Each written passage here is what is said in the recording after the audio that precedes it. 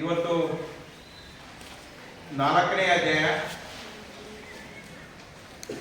ಸಾಮಾಜಿಕ ಚಳುವಳಿಗಳು ಮತ್ತು ಅವುಗಳ ರಾಜಕೀಯ ಪರಿಣಾಮ. ನಮಗೆಲ್ಲರಿಗೂ ಗೊತ್ತಿದೆ, ಸಾಮಾಜಿಕ ಚಳುವಳಿಗಳು ಯಾಕೆ ನಡೆದಿದ್ದಾವೆ, ಹಾಗೆಯೇ ಸಾಮಾಜಿಕ ಚಳುವಳಿಗಳಿಂದ ಆದಂಥ ರಾಜಕೀಯ ಪರಿಣಾಮಗಳೇನು ಎನ್ನುವಂಥ ವಿಷಯಗಳನ್ನು 4ನೇ ಅಧ್ಯಾಯದಲ್ಲಿ ನಾವು ಅಧ್ಯಯನ ಮಾಡ್ತೀವಿ. ಇಲ್ಲಿ ಭಾರತದಲ್ಲಿ ವಿಶೇಷವಾಗಿ ಸಾಮಾಜಿಕ ಚಳುವಳಿಗಳು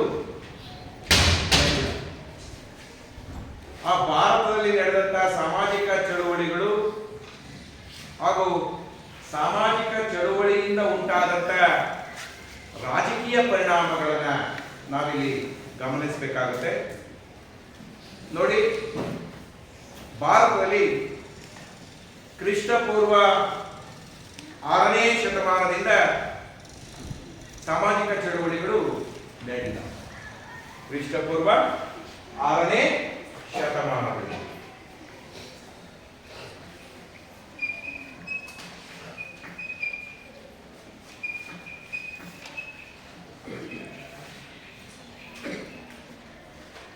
ಭಾರತದಲ್ಲಿ ಯಾವಾಗಿಂದ ಸಾಮಾಜಿಕ ಚಳುವಳಿಗಳು ಆರಂಭವಾಗಿದ್ದಾವೆ?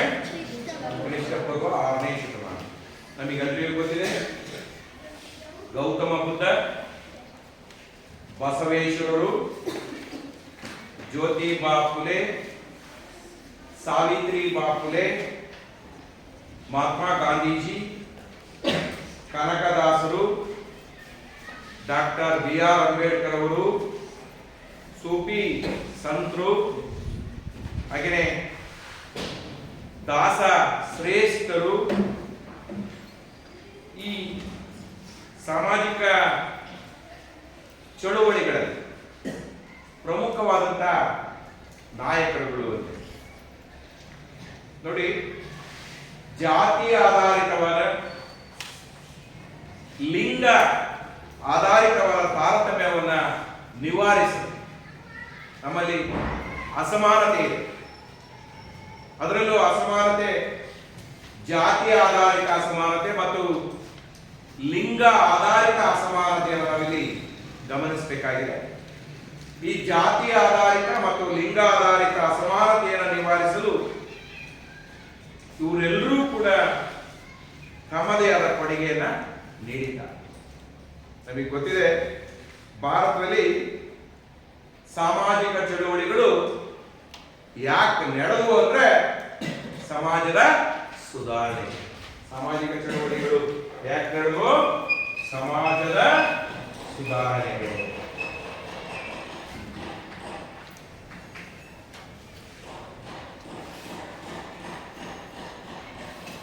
ಸಮಾಜದ ಸುಧಾರಣೆಗೆ ಸಾಮಾಜಿಕ ಚಳುವಳಿಗಳು ನಡೆದವು. ಜೊತೆಗೆ ಪ್ರಜಾಪ್ರಭುತ್ವ ತತ್ವಗಳನ್ನು ಬಲಗೊಳಿಸುವಲ್ಲಿ ಸಮಾಜದ ಸುಧಾರಣೆಗೆ ಮತ್ತು ಪ್ರಜಾಪ್ರಭುತ್ವದ ವ್ಯವಸ್ಥೆಯನ್ನ ಅಥವಾ ಪ್ರಜಾಪ್ರಭುತ್ವದ ತತ್ವಗಳನ್ನ ಬಲಗೊಳಿಸಲು ಸಾಮಾಜಿಕ ಚಳುವಳಿಗಳು ಬಹಳಷ್ಟು ಸಹಾಯವನ್ನ ಮಾಡಿದ್ದವು. ಸಾಮಾಜಿಕ ಚಳುವಳಿಗಳು ನಮ್ಮ ಭಾರತದಲ್ಲಿ ಯಾಕೆ ನಡೆದವು? ಸಮಾಜದ ಸುಧಾರಣೆಗೊಳಿಸುವ ಸಲುವಾಗಿ ಮತ್ತು ಪ್ರಜಾಪ್ರಭುತ್ವದ ವ್ಯವಸ್ಥೆಯನ್ನು ಬಲಗೊಳಿಸಲು ಅಥವಾ ಪ್ರಜಾಪ್ರಭುತ್ವದ ತತ್ವಗಳನ್ನು ವೃದ್ಧಿಸಿಕೊಳ್ಳುವ ಸಲುವಾಗಿ ಸಾಮಾಜಿಕ ಚಳುವಳಿಗಳ ಕೊಡುಗೆ ಅಪಾರವಾದದ್ದಾಗಿದೆ. ನಮಗೆ ಗೊತ್ತಿದೆ, ನಮ್ಮ ಸಂವಿಧಾನದ ಪಿತಾಮಹ ಕರಡು ಸಮಿತಿಯ ಅಧ್ಯಕ್ಷರಾದಂತಹ ಡಾಕ್ಟರ್ BR ಅಂಬೇಡ್ಕರ್ ಅವರು ಪರಿಶಿಷ್ಟ ಜಾತಿ ಮತ್ತು ಪರಿಶಿಷ್ಟ ಪಂಗಡ SC ಮತ್ತು ST ಅಂತ ಹೇಳಿ. SC means ಶೆಡ್ಯೂಲ್ ಕ್ಯಾಸ್ಟ್, ಪರಿಶಿಷ್ಟ ಜಾತಿ. ST ಶೆಡ್ಯೂಲ್ ಟ್ರೈಬ್ ಅಂದ್ರೆ ಪರಿಶಿಷ್ಟ ಪಂಗಡ. ಈ ಪರಿಶಿಷ್ಟ ಜಾತಿ ಮತ್ತು ಪರಿಶಿಷ್ಟ ಪಂಗಡದವರು ತಮ್ಮ ಪಾಲನ್ನ, ತಮಗೆ ದೊರೆಯಬೇಕಾದ ಪಾಲನ್ನ ಪ್ರಜಾಸತ್ತಾತ್ಮಕ ಮಾರ್ಗದ ಮೂಲಕ ಪಡೆಯಲು ಒಂದುಗೂಡಿಸಿ ಅವರನ್ನ ಶಿಕ್ಷಿತರನ್ನಾಗಿ ಮಾಡಿದರು. ಇಟ್ ಮೀನ್ಸ್ ಶಿಕ್ಷಣವಂತರನ್ನಾಗಿ ಮಾಡಿದ್ದಾರೆ. ಪರಿಶಿಷ್ಟ ಜಾತಿ ಮತ್ತು ಪರಿಶಿಷ್ಟ ಪಂಗಡದವರು ತಮಗೆ ದೊರೆಯಬೇಕಾದ ಪಾಲನ್ನ ಪ್ರಜಾಸತ್ತಾತ್ಮಕ ವ್ಯವಸ್ಥೆಯ ಅಡಿಯಲ್ಲಿ ಪಡೆದುಕೊಳ್ಳುವಂತೆ ಅವರನ್ನ ಶಿಕ್ಷಣವಂತರನ್ನಾಗಿ ಡಾಕ್ಟರ್ BR ಅಂಬೇಡ್ಕರ್ ಅವರು ಮಾಡಿದ್ದಾರೆ. ನಮಗೆ ಗೊತ್ತಿದೆ, ಅವರೇ ಹೇಳ್ತಾರೆ ಶಿಕ್ಷಣ, ಸಂಘಟನೆ ಮತ್ತು ಹೋರಾಟ.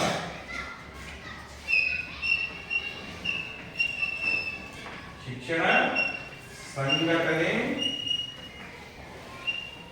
ಮತ್ತು ಹೋರಾಟ. ನೋಡಿ, ನಾವು ಯಾವುದೇ ಅವ್ಯವಸ್ಥೆಯ ವಿರುದ್ಧ, ಯಾವುದೇ ಈ ತಾರತಮ್ಯದ ವಿರುದ್ಧ, ಯಾವುದೇ ಶೋಷಣೆಯ ವಿರುದ್ಧ ಹೋರಾಟವನ್ನ ಮಾಡಿ ಆ ಹೋರಾಟದಲ್ಲಿ ಯಶಸ್ಸನ್ನ ಗಳಿಸಬೇಕಾದ್ರೆ ನಮಗೆ ಮೊದಲು ಶಿಕ್ಷಣ ಇರಬೇಕು. ನಂತರ ನಮ್ಮ ನಡುವೆ ನಾವುಗಳು ಸಂಘಟಿತರಾಗಿರಬೇಕು.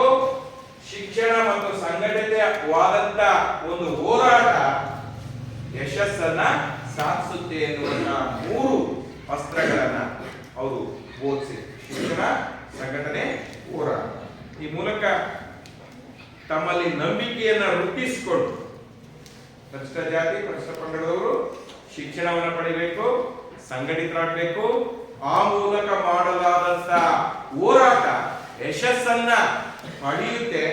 ಶಿಕ್ಷಣ, ಸಂಘಟನೆ, ಹೋರಾಟವನ್ನ ಪರಿಶಿಷ್ಟ ಜಾತಿ ಮತ್ತು ಪರಿಶಿಷ್ಟ ಪಂಗಡದವರು ವೃದ್ಧಿಸಿಕೊಳ್ಳುವುದರ ಮೂಲಕ ಇಲ್ಲಿ ಅನ್ಯಾಯದ ವಿರುದ್ಧ, ಶೋಷಣೆಯ ವಿರುದ್ಧ, ದಬ್ಬಾಳಿಕೆಯ ವಿರುದ್ಧ ನೈಜವಾಗಿ, ಸೃಜನಾತ್ಮಕವಾಗಿ, ವಿಶ್ಲೇಷಣಾತ್ಮಕವಾಗಿ ಹೋರಾಟವನ್ನು ಮಾಡುವ ಮೂಲಕ ಸಮಾಜದ ಸುಧಾರಣೆಗೆ ಪ್ರಯತ್ನಿಸಬೇಕು.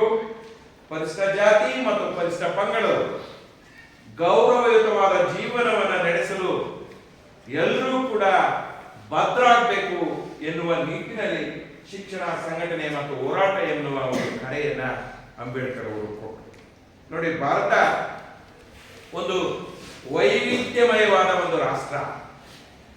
ವಿವಿಧ ಜಾತಿಗಳನ್ನು ಹೊಂದಿರುವ, ವಿವಿಧ ಸಂಸ್ಕೃತಿಗಳನ್ನು ಹೊಂದಿರುವ, ವಿವಿಧ ಧರ್ಮಗಳನ್ನು ಹೊಂದಿರುವ, ವಿವಿಧ ಭಾಷೆಗಳನ್ನು ಹೊಂದಿರುವ ಈ ವೈವಿಧ್ಯಮಯವಾದ ರಾಷ್ಟ್ರದಲ್ಲಿ, ವಿವಿಧತೆಯನ್ನು ಹೊಂದಿರುವ ರಾಷ್ಟ್ರದಲ್ಲಿ ಏಕತೆಯನ್ನು ಸಾಧಿಸಬೇಕು.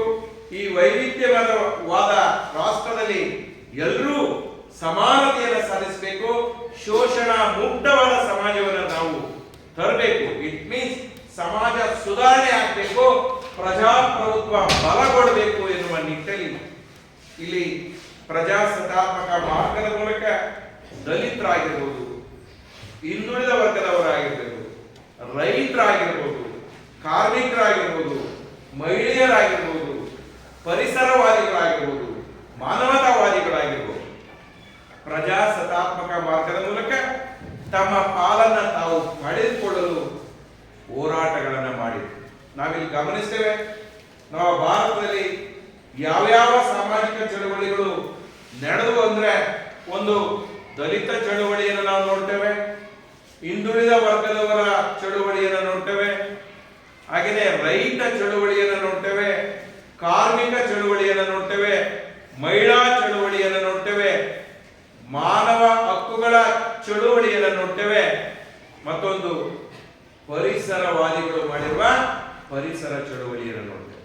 ಇದರಲ್ಲಿ ನಾವು ಯಾವುದನ್ನ ನಾವು ಅಧ್ಯಯನ ಮಾಡಬೇಕು ಅಂತಂದ್ರೆ, ಮೊದಲು ದಲಿತ ಚಳುವಳಿಯನ್ನು ನಾವು ನೋಡಬೇಕು. ಮೊದಲು ದಲಿತ ಚಳುವಳಿ ನೋಡಿ. ಅದಕ್ಕಿಂತ ಮುಂಚೆ ನಮ್ಮ ಭಾರತದ ಸಂವಿಧಾನ ನಮ್ಮ ಭಾರತದ ಸಂವಿಧಾನದಲ್ಲಿ 3ನೇ ಭಾಗದಲ್ಲಿ 12ನೇ ವಿಧಿಯಿಂದ 36ರವರೆಗಿನ ವಿಧಿಗಳಲ್ಲಿ ಮೂಲಭೂತ ಹಕ್ಕುಗಳನ್ನು ಕೊಟ್ಟಿದೆ. ಆ ಸಂವಿಧಾನ ನೀಡಿರುವ ಮೂಲಭೂತ ಹಕ್ಕುಗಳು ನಮ್ಮ ಜನರ ಸಮಸ್ಯೆಯನ್ನ ಆದಷ್ಟು ಕಡಿಮೆ ಮಾಡಿದೆ. ಆದರೆ ಹಕ್ಕುಗಳ ಕಾರ್ಯನಿರ್ವಹಣೆ ಒಂದು ಉತ್ತಮವಾದ ವ್ಯವಸ್ಥೆ ಮಾಡಬೇಕಾದಂತ ಪರಿಸ್ಥಿತಿ ನಿರ್ಮಾಣವಾಗಿದೆ. ಆ ಹಕ್ಕುಗಳ ಉತ್ತಮವಾದ ಕಾರ್ಯನಿರ್ವಹಣೆ ಆಗಬೇಕು. ಪ್ರತಿಯೊಬ್ಬ ಪ್ರಜೆಗಳಿಗೂ ಪ್ರಜಾಪ್ರಭುತ್ವದ ತತ್ವಗಳಿಗೆ ಅನುಗುಣವಾಗಿ ಪ್ರಜಾಪ್ರಭುತ್ವದ ವ್ಯವಸ್ಥೆಯ ಅಡಿಯಲ್ಲಿ ತಮಗೆ ದೊರೆಯಬೇಕಾದ ಪಾಲನ್ನ ತಾವು ಪಡೆದುಕೊಳ್ಳುವ ಸಲುವಾಗಿ ದಲಿತರು ದಲಿತ ಚಳವಳಿಯನ್ನ ಮಾಡಿದ್ರು, ಹಿಂದುಳಿದ ವರ್ಗದವರು ಹಿಂದುಳಿದ ವರ್ಗದವರ ಚಳವಳಿಯನ್ನ ಮಾಡಿದ್ರು, ರೈತರು ರೈತ ಚಳವಳಿಯನ್ನ ಮಾಡಿದ್ರು, ಕಾರ್ಮಿಕರು ಕಾರ್ಮಿಕ ಚಳವಳಿಯನ್ನ ಮಾಡಿದ್ರು, ಮಹಿಳೆಯರು ಮಹಿಳಾ ಚಳವಳಿಯನ್ನ ಮಾಡಿದ್ರು, ಮಾನವ ಹಕ್ಕುಗಳ ಪ್ರತಿಪಾದಕರು ಮಾನವ ಹಕ್ಕುಗಳಿಗೆ ಎಲ್ಲಿ ಚ್ಯುತಿ ಉಂಟಾಗುತ್ತೋ ಆ ಮಾನವ ಹಕ್ಕುಗಳಿಗೆ ಧಕ್ಕೆ ಉಂಟಾಗುತ್ತೋ ಅಂತ ಸಂದರ್ಭದಲ್ಲಿ ಮಾನವ ಹಕ್ಕುಗಳ ಹೋರಾಟಗಾರರು ಮಾನವ ಹಕ್ಕುಗಳ ಚಳುವಳಿಯನ್ನು ಮಾಡಿದರು. ಪರಿಸರವಾದಿಗಳು ಪರಿಸರಕ್ಕೆ ಧಕ್ಕೆ ಉಂಟಾದಾಗ ಪರಿಸರ ಚಳುವಳಿಯನ್ನ ಮಾಡಿದರು. ನೋಡಿ, ಇವೆಲ್ಲವೂ ಕೂಡ ನಮ್ಮಲ್ಲಿ ನಡೆದಂತ ಸಾಮಾಜಿಕ ಚಳುವಳಿಗಳು ಪ್ರಜಾಪ್ರಭುತ್ವವನ್ನ ಬಲಗೊಳಿಸುವ ಸಲುವಾಗಿ, ಸಮಾಜವನ್ನ ಸುಧಾರಣೆಗೊಳಿಸುವ ಸಲುವಾಗಿ, ಪ್ರತಿಯೊಬ್ಬ ಪ್ರಜೆ ಧ್ವನಿಗೆ ದೊರೆಯಬೇಕಾದ ನ್ಯಾಯಯುತವಾದ ಸವಲತ್ತನ್ನ ಪಾಲನ್ನ ಪಡೆದುಕೊಳ್ಳುವ ಸಲುವಾಗಿ ಪ್ರಜಾಪ್ರಭುತ್ವದ ಆಶಯಗಳಿಗೆ ಅನುಸಾರವಾಗಿ ಪ್ರಜಾಪ್ರಭುತ್ವದ ಮಾರ್ಗಗಳಿಗೆ ಅನುಸಾರವಾಗಿ ತಮ್ಮ ಸಾಮಾಜಿಕ ಚಳುವಳಿಯನ್ನ ಹಮ್ಮಿಕೊಳ್ತಾ ಬಂದಿದ್ದಾರೆ. ಇದರಲ್ಲಿ ಸಾಮಾಜಿಕ ಚಳುವಳಿಯಲ್ಲಿ ಮೊದಲನೇದು ದಲಿತ ಚಳುವಳಿ, ದಲಿತ್ ಮೂವ್ಮೆಂಟ್.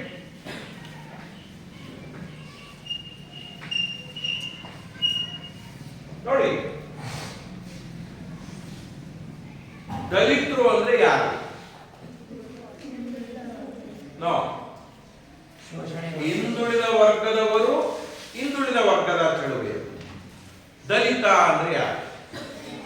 ನೋಡಿ, ಆರ್ಥಿಕವಾಗಿ, ಸಾಮಾಜಿಕವಾಗಿ, ಸಾಂಸ್ಕೃತಿಕವಾಗಿ, ಶೈಕ್ಷಣಿಕವಾಗಿ, ರಾಜಕೀಯವಾಗಿ, ಆರ್ಥಿಕವಾಗಿ, ಸಾಮಾಜಿಕವಾಗಿ, ರಾಜಕೀಯವಾಗಿ, ಶೈಕ್ಷಣಿಕವಾಗಿ, ಸಾಂಸ್ಕೃತಿಕವಾಗಿ ಶೋಷಿತರಾದವರನ್ನ ನಾವು ದಲಿತರು ಅಂತ ಕರೀತೇವೆ.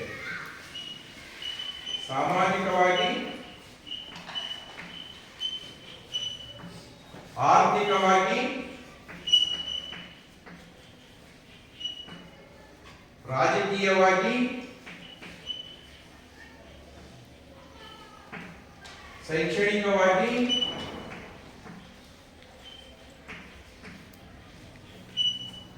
ಮತ್ತು ಸಾಂಸ್ಕೃತಿಕವಾಗಿ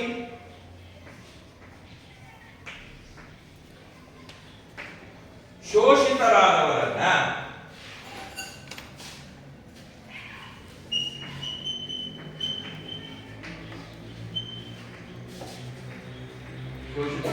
ನಾವೇನು ಕರೀತೇವೆ? ದಲಿತರು.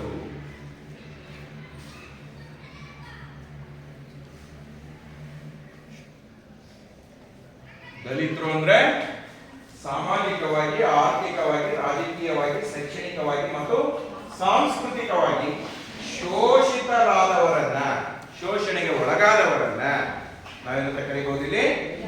ದಲಿತರು. ನೋಡು, ಯಾರು ಶೋಷಣೆಗೆ ಒಳಗಾದ ಅವರು ದಲಿತರು. ಇದು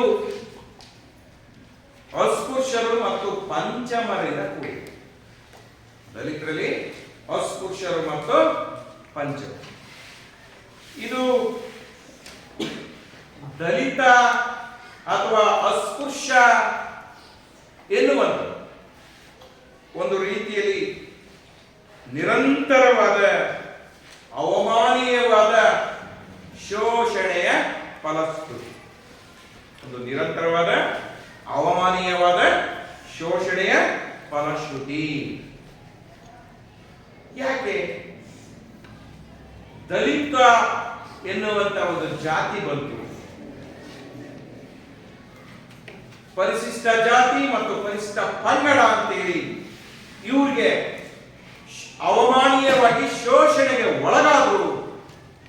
ನಮಗೆಲ್ಲರಿಗೂ ಗೊತ್ತಿದೆ, ನಮ್ಮ ಭಾರತದ ಇತಿಹಾಸವನ್ನ ನಾವು ಗಮನಿಸಿ ವರ್ಣಾಶ್ರಮ ವ್ಯವಸ್ಥೆ ಕಸುಬಿನ ಆಧಾರದ ಮೇಲೆ 4 ವರ್ಗಗಳನ್ನಾಗಿ ವಿಂಗಡಣೆ ಮಾಡಲಾಗಿದೆ. ಹೋಗ್ತಾರೆ. ವರ್ಣಾಶ್ರಮ ವ್ಯವಸ್ಥೆ ಏನ್ ಮಾಡಿತ್ತು? ಕಸುಬಿನ ಆಧಾರದ ಮೇಲೆ 4 ವರ್ಗ. ವರ್ಣಾಶ್ರಮ ವ್ಯವಸ್ಥೆಯಲ್ಲಿ 4 ವರ್ಣಗಳಿತ್ತು. ಕಸುಬಿನ ಆಧಾರದ ಮೇಲೆ ಬ್ರಾಹ್ಮಣ, ಕ್ಷತ್ರಿಯ, ವೈಶ್ಯ, ಶೂದ್ರ. ಬ್ರಾಹ್ಮಣ, ಕ್ಷತ್ರಿಯ, ವೈಶ್ಯ, ಶೂದ್ರ. ಈ ಕಸುಬಿನ ಆಧಾರದ ಮೇಲೆ ವಿಂಗಡಣೆ ಮಾಡಿದಂತ ಈ 4 ವರ್ಗಗಳು ಕಾಲಾನಂತರದಲ್ಲಿ ಒಂದು ಕಠಿಣವಾದಂತ ಜಾತಿ ಅಥವಾ ಸಂಕೀರ್ಣ ವ್ಯವಸ್ಥೆಯಾಗಿ ಮಾರ್ಪಾಡಾಗಿದೆ. ಇವತ್ತು ಒಬ್ಬ ವ್ಯಕ್ತಿಯ ಹುಟ್ಟನ್ನ ಜಾತಿಯಿಂದ ನಿರ್ಧರಿಸುವಂತ ಪರಿಸ್ಥಿತಿ ನಿರ್ಮಾಣ ಆಗಿದೆ. ಒಬ್ಬ ವ್ಯಕ್ತಿಯ ಹುಟ್ಟನ್ನ ಜಾತಿಯಿಂದ ನಿರ್ಧರಿಸುವಂತ ಒಂದು ಪರಿಸ್ಥಿತಿ. ಇಲ್ಲಿ ಸಮಾಜದಲ್ಲಿ ಈ ವರ್ಣಾಶ್ರಮ ಹಲವು ಸ್ತರಗಳನ್ನ ಉಂಟು ಮಾಡಿದೆ. ಇವತ್ತು ವರ್ಣಾಶ್ರಮ ವ್ಯವಸ್ಥೆಯ ಫಲಶ್ರುತಿಯಿಂದ ನಮ್ಮಲ್ಲಿ ಸಾವಿರಾರು ಜಾತಿಗಳು ಹುಟ್ಟಿವೆ. ಸಾವಿರಾರು ಜಾತಿ ಅತ್ಯಂತ ಕೆಳಸ್ತರದಲ್ಲಿ ಪಂಚಮರ ಸೃಷ್ಟಿಗೆ ಕಾರಣೀಕರ್ತವೆ. ಇಲ್ಲಿ ದಲಿತ ವರ್ಗ ಅಂದ್ರೆ ಯಾರು? ನಿಮಗೆ ಗೊತ್ತಿದೆ, ಶೋಷಣೆಗೊಳಗಾದವರು ಯಾರವರು, ಯಾವ ವರ್ಗ, ಏನಂತ ಕರೀತಿದ್ರು ಅವರನ್ನ ನೋಡಿ. ಆದಿ ಕರ್ನಾಟಕ, ಏಕೆ ಅಂತೀರಿ? ಏಕೆ ಆದಿ ಕರ್ನಾಟಕ, ಎಡಿ ಆದಿ ದ್ರಾವಿಡ, ಏಕೆ ಎಡಿ. ಏಕೆ ಮೀನ್ಸ್ ಆದಿ ಕರ್ನಾಟಕ, ಎಡಿ ಆದಿ ದ್ರಾವಿಡ, ಎ ಅಂತಿದೆ ಆಂಧ್ರದಲ್ಲಿ, ಆದಿ ಆಂಧ್ರ ಅಂತ ಕರೀತಾರೆ, ಆದಿ ಜಾಂಬವ ಅಂತ ಇದೆ. ಹಾಗೆ ಆದಿ ಮಹಾರ್, ಅಂಬೇಡ್ಕರ್ ಅವರ ಜಾತಿ ಮಹಾರ್ ಜಾತಿಯಲ್ಲಿ ಹುಟ್ಟಿದೆ, ಆದಿ ಮಹಾರ್. ಮತ್ತಿತರ ಪಂಗಡಗಳನ್ನ ನಾವು ದಲಿತ ವರ್ಗದಲ್ಲಿ ಗಮನಿಸ್ತೀವಿ. ಇಲ್ಲಿ ನೋಡ್ಬೇಕಾಗಿದೆ, ಇವತ್ತು ಒಬ್ಬ ವ್ಯಕ್ತಿಯ ಹುಟ್ಟನ್ನ ಅವನ ಜಾತಿಯಿಂದ ನಾವು ಗುರುತಿಸ್ತಾ ಇದ್ದೇವೆ. ಒಬ್ಬ ವ್ಯಕ್ತಿಯ ಹುಟ್ಟನ್ನ ಜಾತಿಯಿಂದ ಗುರುತಿಸ್ತಾ ಇದ್ದೇವೆ. ಶತಮಾನಗಳಿಂದ ದಲಿತ ಮೇಲ್ವರ್ಗದವರ ಮುಂದೆ ಕಾಣಿಸಿಕೊಳ್ಳಲು ಸಾಧ್ಯ ಇದೆ. ಶತಮಾನಗಳಿಂದ ದಲಿತ ವರ್ಗ ಮೇಲ್ವರ್ಗದವರ ಮುಂದೆ ಕಾಣಿಸಿಕೊಳ್ಳಲು ಅವಕಾಶ ಇರಲಿಲ್ಲ. ದಲಿತರ ಸೇವೆಗಳನ್ನ ಮೇಲ್ವರ್ಗದವರು ನಿರಂತರವಾಗಿ ಉಪಯೋಗಿಸಿಕೊಳ್ತಾ ಇದ್ದಾರೆ. ಜೀತ ಪದ್ಧತಿಯಾಗಿರ್ಬೋದು, ಮಲವೂರುವ ಪದ್ಧತಿಯಾಗಿರ್ಬೋದು, ದಲಿತರ ಸೇವೆಗಳನ್ನ ಮೇಲ್ವರ್ಗದವರು ನಿರಂತರವಾಗಿ ಉಪಯೋಗಿಸಿಕೊಳ್ತಾ ಇದ್ರು. ದಲಿತರ ಸ್ಥಿತಿ ಶೋಚನೀಯವಾದ, ಅವಮಾನೀಯವಾದ, ದೌರ್ಜನ್ಯಕ್ಕೊಳಗಾದ ಸ್ಥಿತಿ ನಿರ್ಮಾಣ ಆಗಿದೆ.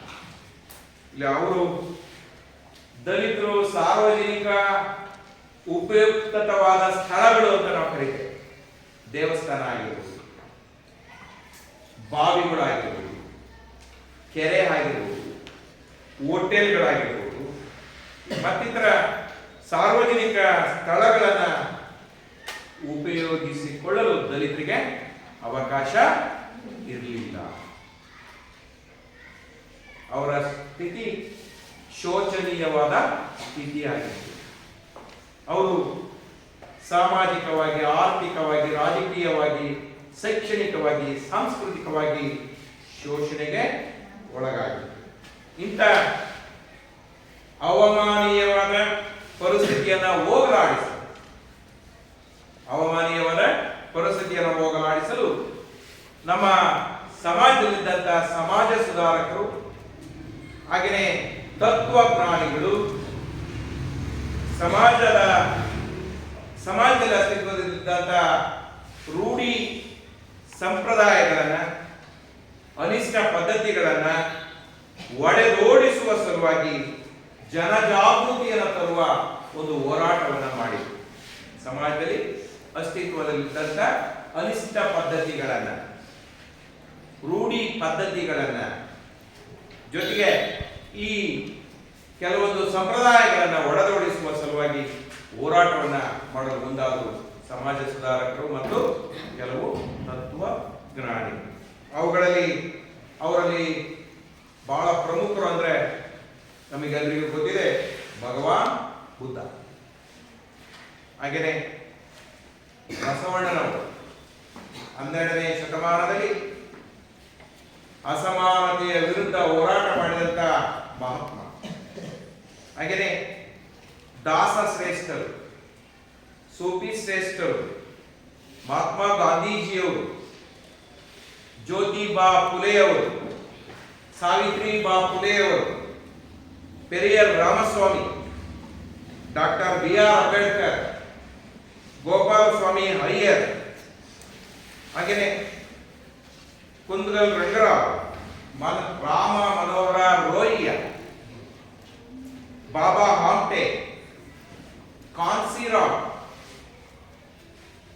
ಇವರೆಲ್ಲರೂ ಮತ್ತೆ ಪ್ರೊಫೆಸರ್ ಬಿ ಕೃಷ್ಣಪ್ಪ, ಇವರೆಲ್ಲರೂ ಸಮಾಜ ಸುಧಾರಕರು ಮತ್ತು ತತ್ವಜ್ಞಾನಿಗಳಾದಂಥವರು ನಮ್ಮ ಸಮಾಜದಲ್ಲಿದ್ದಂಥ ಅನಿಷ್ಟ ಪದ್ಧತಿಗಳ ವಿರುದ್ಧ ಹೋರಾಟವನ್ನು ಮಾಡಿ ನಮ್ಮಲ್ಲಿ ಸಮಾನತೆಯ ಸಮ ಸಮಾಜವನ್ನ ನಿರ್ಮಾಣ ಮಾಡಬೇಕು. ಪ್ರತಿಯೊಬ್ಬ ದಲಿತರಿಗೆ ಅನ್ಯಾಯ ಆಗಬಾರ್ದು, ಶೋಷಣೆ ಆಗಬಾರ್ದು, ಅಲ್ಲಿ ಅವರಿಗೆ ನ್ಯಾಯಸಮ್ಮತವಾಗಿ ದೊರಕಬೇಕಾದ ಪಾಲನ್ನ ಪ್ರಜಾಪ್ರಭುತ್ವದ ಅಡಿಯಲ್ಲಿ ನಾವು ಒದಗಿಸಿಕೊಡ್ಬೇಕು ಎನ್ನುವಂತ ಆಶಾಭಾವನೆಯಿಂದ ಸಾಮಾಜಿಕ ಚಳುವಳಿಯ ನೇತೃತ್ವವನ್ನ, ದಲಿತ ಚಳುವಳಿಯ ನೇತೃತ್ವವನ್ನ ವಹಿಸಿದರು. ಅವರು ಈ ಮಹಾತ್ಮರು ಇಡೀ ತಮ್ಮ ಜೀವನವನ್ನೇ ದಲಿತರ ಉದ್ಧಾರಕ್ಕಾಗಿ ಮುಡುಪಾಗಿತ್ತು. ಈ ಮಹಾನ್ ಮಾನವತಾವಾದಿಗಳು ದಲಿತರ ಉದ್ಧಾರಕ್ಕಾಗಿ ಭದ್ರವಾದ ಬುನಾದಿಯನ್ನು ಕೂಡ ಹಾಕಿದರು. ಈ ದಲಿತ ಚಳುವಳಿಗೆ ಕಾರಣಗಳೇನು ಸರ್? ಏನ್ ಕಾರಣ ದಲಿತ ಚಳುವಳಿಗೆ ಅಂತಂದ್ರೆ, ಒಂದು ಸಾಮಾಜಿಕ ಅಸಮಾನತೆ. ದಲಿತ ಚಳವಳಿ ಕಾರಣ ಏನೊಂದು ಸಾಮಾಜಿಕ ಅಸಮಾನತೆ, ಹಾಗೆಯೇ ಮತ್ತೊಂದು ಆರ್ಥಿಕ ಅಸಮಾನತೆ,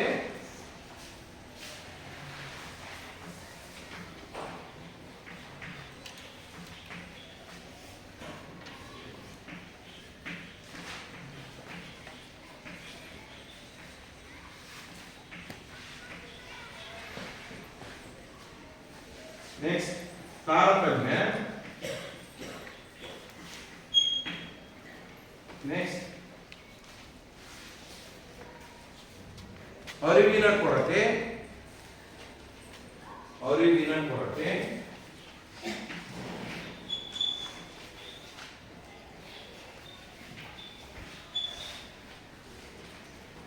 ರಾಜಕೀಯ ಅಸಮಾನತೆ.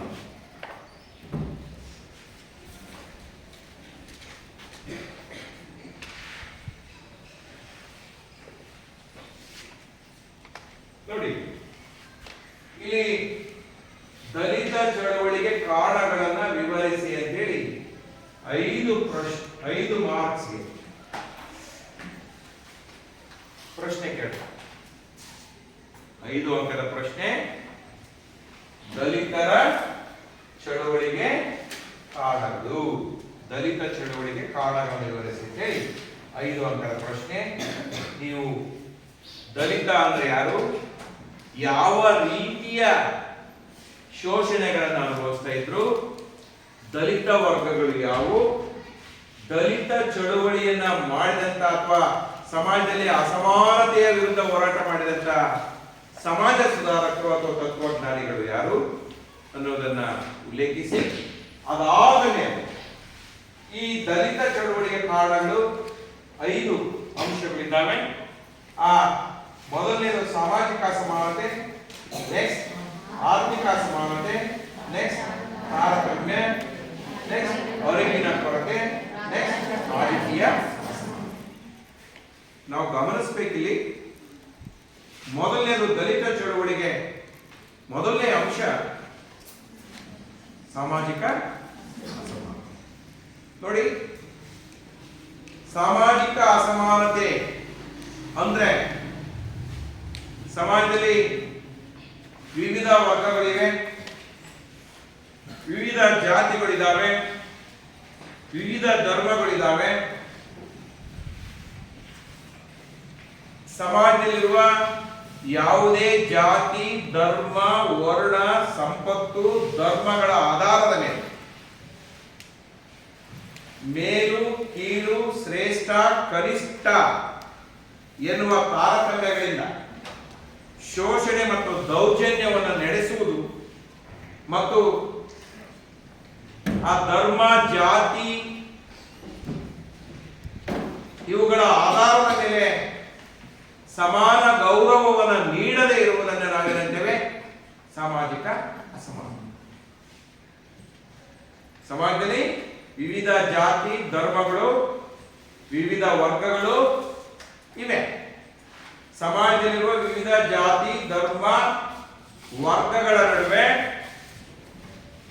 ಶ್ರೇಷ್ಠ ಕನಿಷ್ಠ, ಮೇಲು ಕೀಳು ಎಂಬ ತಾರತಮ್ಯಗಳಿಂದ ಶೋಷಣೆ ಮತ್ತು ದೌರ್ಜನ್ಯವನ್ನು ನಡೆಸುವುದು, ಜಾತಿ ಮತ್ತು ಧರ್ಮಗಳ ಆಧಾರದ ಮೇಲೆ ಸಮಾನ ಗೌರವವನ್ನು ನೀಡದೇ ಇರುವುದನ್ನು ನಾವೇನಂತೇವೆ? ಸಾಮಾಜಿಕ ಅಸಮಾನತೆ. ಅಥವಾ ಮತ್ತೊಂದು ರೀತಿಯಲ್ಲಿ ನೀವು ಸಿಂಪಲ್ ಆಗಿ ಯಾವುದೇ ಜಾತಿ, ಲಿಂಗ, ಧರ್ಮಗಳ ಆಧಾರದ ಮೇಲೆ ತಾರತಮ್ಯ ಮಾಡುವುದನ್ನ ಸಾಮಾಜಿಕ ಅಸಮಾನತೆ ಅಂತೇವೆ. ಯಾವುದೇ ಜಾತಿ, ಧರ್ಮ, ವರ್ಗಗಳ ಆಧಾರದ ಮೇಲೆ ತಾರತಮ್ಯ ಮಾಡುವುದನ್ನ ಹಾಗೂ ಸಮಾನ ಗೌರವವನ್ನು ನೀಡದೇ ಇರುವುದನ್ನ ನಾವೇನೆನ್ಬೋದು? ಸಾಮಾಜಿಕ ಅಸಮಾನತೆ. ನೋಡಿ, ನಿಸರ್ಗ ಹೇಳುತ್ತೆ, ನೇಚರ್ ಏನ್ ಹೇಳುತ್ತೆ ಅಂದ್ರೆ ಎಲ್ಲರೂ ಸಮಾನವಾಗಿ ಹುಟ್ಟಿದ್ದಾರೆ, ಎಲ್ಲರೂ ಸಮಾನವಾಗಿ ಬದುಕಬೇಕು. ಎಲ್ಲರೂ ಸಮಾನವಾಗಿ ಹುಟ್ಟಿದ್ದಾರೆ, ಎಲ್ಲರೂ ಸಮಾನವಾಗಿ ಬದುಕಬೇಕು. ಆದರೆ ನಿಜ ಜೀವನದಲ್ಲಿ ಸಮಾನ ಅವಕಾಶಗಳು ಮತ್ತು ಸಮಾನತೆ ಮರೀಚಿಕೆಯಾಗಿದೆ. ನಿಸರ್ಗ ಅಥವಾ ಈ ಪ್ರಕೃತಿ ಹೇಳಿದೆ, ಎಲ್ಲರೂ ಸಮಾನವಾಗಿ ಹುಟ್ಟಿರೋದ್ರಿಂದ ಎಲ್ಲರೂ ಕೂಡ ಸಮಾನವಾಗಿ ಕಾಣಬೇಕು, ಸಮಾನವಾಗಿ ಬದುಕುವುದಕ್ಕೆ ಅವಕಾಶ ಕೊಡಬೇಕು. ಆದರೆ ನಿಜ ಜೀವನದಲ್ಲಿ ಸಮಾನ ಅವಕಾಶಗಳು, ಸಮಾನತೆ ಎನ್ನುವಂಥದ್ದು ಮರೀಚಿಕೆಯಾಗಿದೆ. ಸಮಾಜದಲ್ಲಿ ದಲಿತರ ಮೇಲೆ ನಿರಂತರವಾದ ಶೋಷಣೆ ನಡೀತಾ ಇದೆ. ದಲಿತರ ಮೇಲೆ ಶೋಷಣೆ ನಿರಂತರವಾಗಿ ಹಾಸುಹೊಕ್ಕಾಗಿದೆ.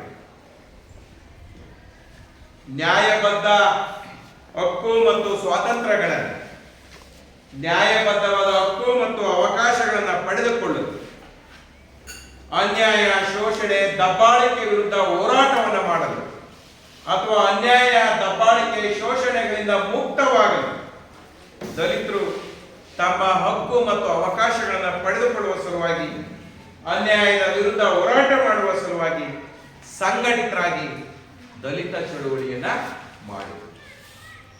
ಇದು ಒಂದು ಸಾಮಾಜಿಕ ಅಸಮಾನತೆ. ಮತ್ತೊಂದು ದಲಿತ ಚಳುವಳಿಗೆ ಕಾರಣಗಳಲ್ಲಿ ಮತ್ತೊಂದು ಅಂಶ ಯಾವುದು ಅಂದ್ರೆ ಆರ್ಥಿಕ ಅಸಮಾನತೆ. ಈಗ ನಾವು ಗಮನಿಸಬೇಕಿಲ್ಲಿ, ಆರ್ಥಿಕ ಅಸಮಾನತೆ ಅಂದ್ರೆ ಸಂಪತ್ತಿನ ಅಸಮರ್ಪಕವಾದ ಹಂಚಿಕೆ ಎಂದರ್ಥ. ಸಂಪತ್ತಿನ ಅಸಮರ್ಪಕವಾದ ಹಂಚಿಕೆ ಅಂದ್ರೆ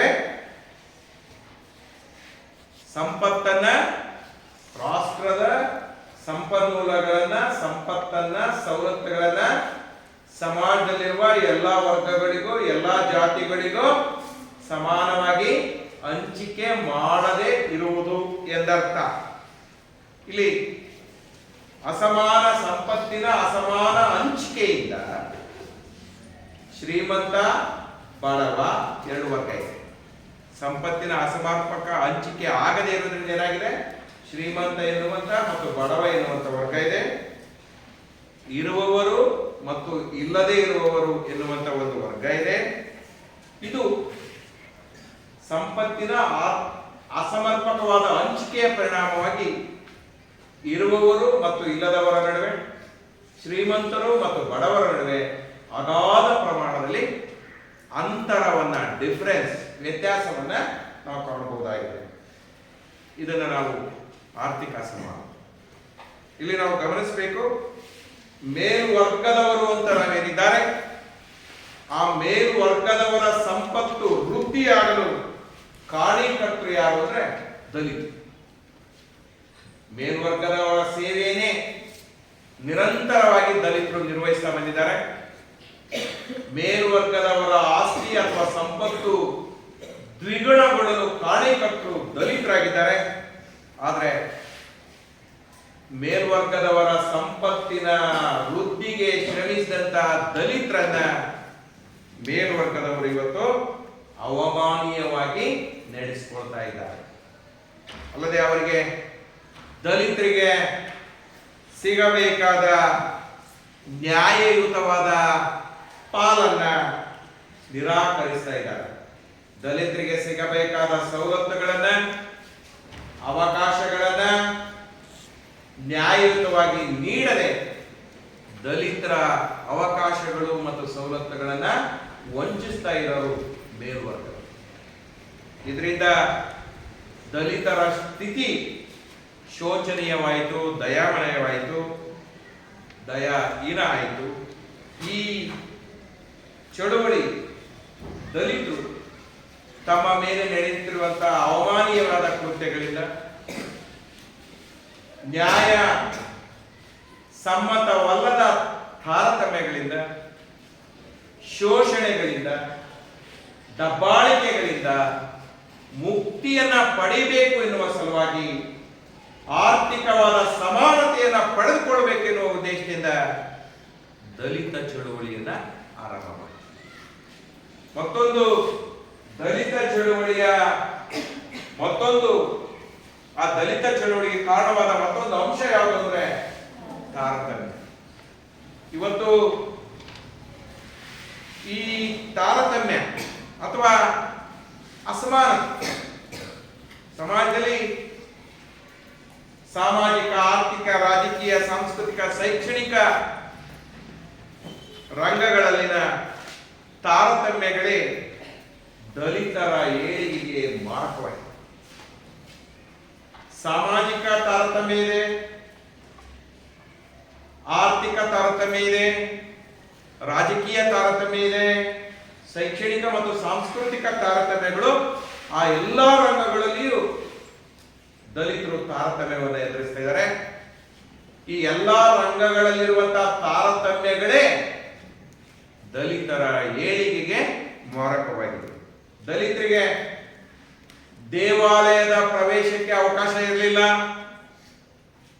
ಸಾರ್ವಜನಿಕ ಉಪಯುಕ್ತತೆಗಳಾದ ಕೆರೆ ಮತ್ತು ಬಾವಿಯ ನೀರನ್ನ ಉಪಯೋಗಿಸುವ ಅವಕಾಶ ಇರಲಿಲ್ಲ.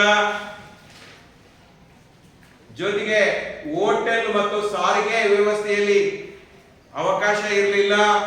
ಅಂತ ಸಂದರ್ಭದಲ್ಲಿ ದೇವಾಲಯಗಳ ಪ್ರವೇಶಕ್ಕೆ ಅವಕಾಶವನ್ನು ನಿರಾಕರಿಸುತ್ತಿರುವ ಸಂದರ್ಭದಲ್ಲಿ ಡಾಕ್ಟರ್ BR ಅಂಬೇಡ್ಕರ್ ಅವರು ಸಾವಿರಾರು ದಲಿತರೊಂದಿಗೆ ನಾಸಿಕ್ನ ಕಲಾರಾಮ್ ಎನ್ನುವಂತಹ ದೇವಸ್ಥಾನಕ್ಕೆ, ಆ ಮಂದಿರಕ್ಕೆ ದಲಿತರೊಂದಿಗೆ ಪಾದಾರ್ಪಣೆಯನ್ನು ಮಾಡ್ತಾರೆ.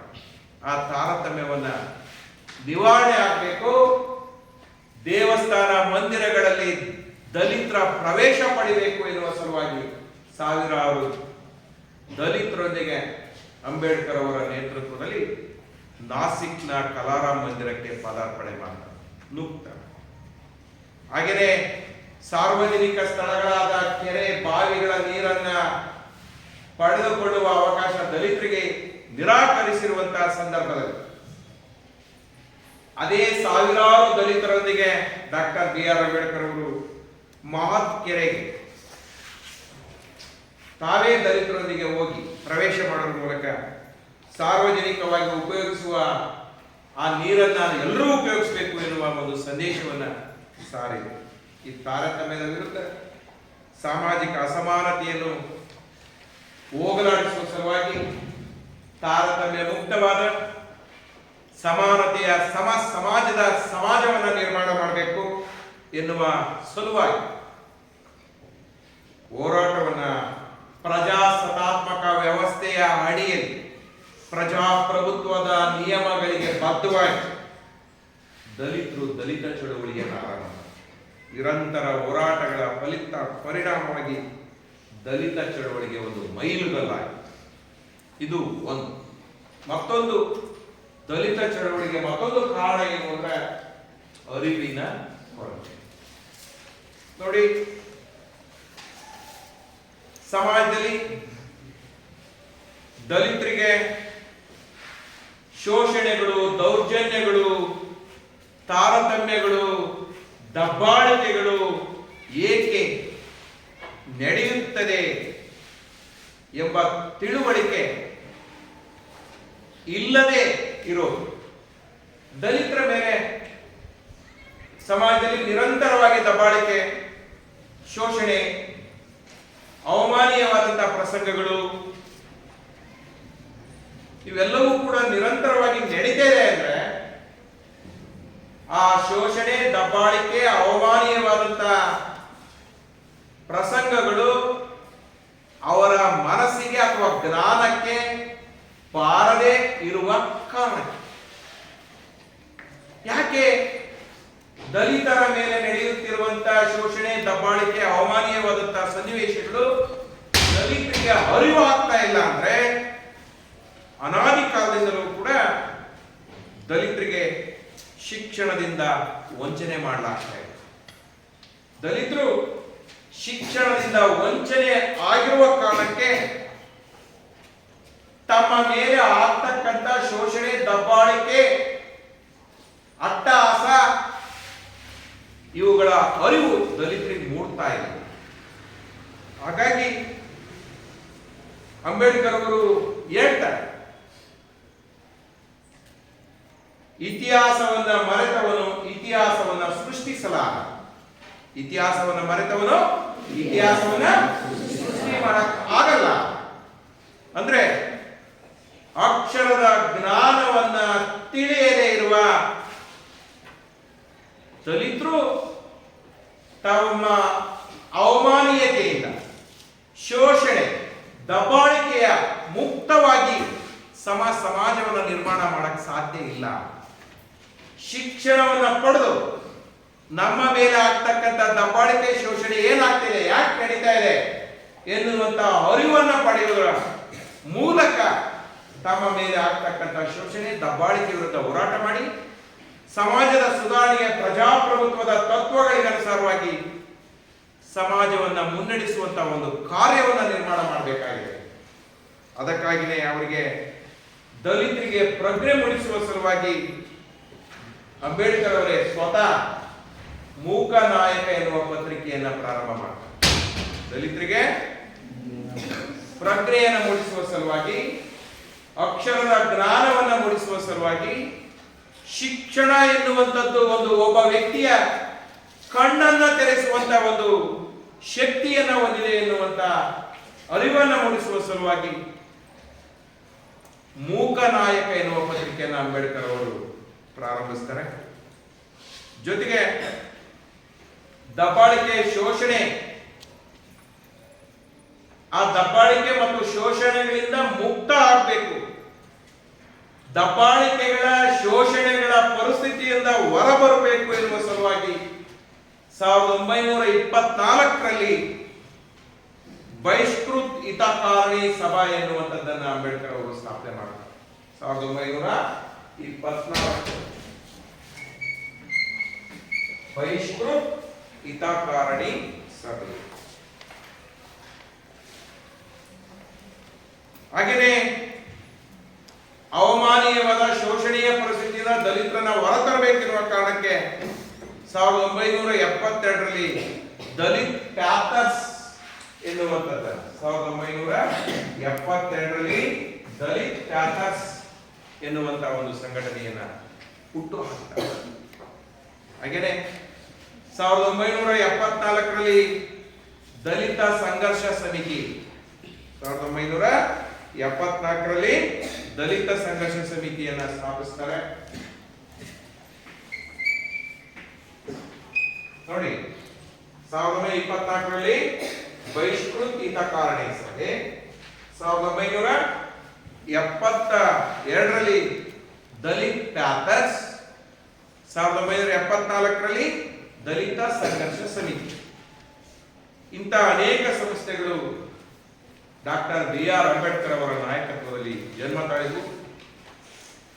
ನಮ್ಮ ಮೇಲೆ ಆಗ್ತಕ್ಕಂಥ ಯಾವುದೇ ರೀತಿಯ ಶೋಷಣೆ ದಬ್ಬಾಳಿಕೆಯ ಅರಿವನ್ನು ನಾವು ಪಡೆದಾಗ ಮಾತ್ರ ಅವುಗಳ ವಿರುದ್ಧ ಹೋರಾಟ ಮಾಡಿ ಆ ಹೋರಾಟದಲ್ಲಿ ಯಶಸ್ಸನ್ನ ಸಾಧಿಸಲು ಸಾಧ್ಯ ಎನ್ನುವಂಥದ್ದನ್ನ ದಲಿತರಿಗೆ ಮನವರಿಕೆ ಮಾಡಿಕೊಟ್ಟಂತ ಮಹಾನ್ ನಾಯಕ ಡಾಕ್ಟರ್ BR ಅಂಬೇಡ್ಕರ್. ಮತ್ತೊಂದು ದಲಿತ ಚಳವಳಿಗೆ ಮತ್ತೊಂದು ಕಾರಣ ಏನು ಅಂದ್ರೆ ರಾಜಕೀಯ ಅಸಮಾನತೆ. ನೋಡಿ, ಸಮಾಜದಲ್ಲಿ ದಲಿತರು ರಾಜಕೀಯ ಕ್ಷೇತ್ರದಲ್ಲಿ ಸಮಾನ ಅವಕಾಶಗಳಿಂದ ವಂಚಿತರಾಗಿಲ್ಲ. ಇಲ್ಲಿ ರಾಜಕೀಯ ಕ್ಷೇತ್ರದಲ್ಲೂ ಕೂಡ ದಲಿತರಿಗೆ ಸಮಾನವಾದ ಅವಕಾಶಗಳು ಇಲ್ಲ. ಇದರಿಂದ ದಲಿತರು ರಾಜಕೀಯ ಹಕ್ಕುಗಳನ್ನ ಪಡೆಯಲು ಸಾಧ್ಯ ಆಗಿದೆ. ರಾಜಕೀಯ ಕ್ಷೇತ್ರದಲ್ಲಿಯೂ ಸಮಾನವಾದ ಅವಕಾಶಗಳಿಂದ ವಂಚಿತರಾದಾಗ ಕಾಮನ್ ಆಗಿ ರಾಜಕೀಯ ಹಕ್ಕುಗಳನ್ನು ಪಡೆಯುವಲ್ಲಿ ದಲಿತರು ಹಿಂದುಳಿತಾರೆ. ಈ ಎಲ್ಲ ಅಸಮಾನತೆಗಳು ನಾವು ಮೊದಲೇ ಹೇಳಿದೆ.